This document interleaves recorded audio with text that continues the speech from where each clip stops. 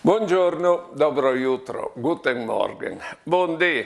E ieri lì operaios che lavoravano a fare un punt, arriva un giornalista e domanda al prim, tu perché lavori tu?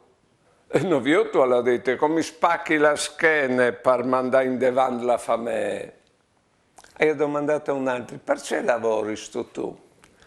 E alla dite, per fortuna o hai che lavoro che ho cercato di tenere conto perché mi vergognerei avere il reddito di cittadinanza. E domande al tiarci, tu perché lavori tu? Io facevo un punto alla dite che o lavori perché io sono contento che quella di là arrivi a Viodi e a Chiatà che cadicà.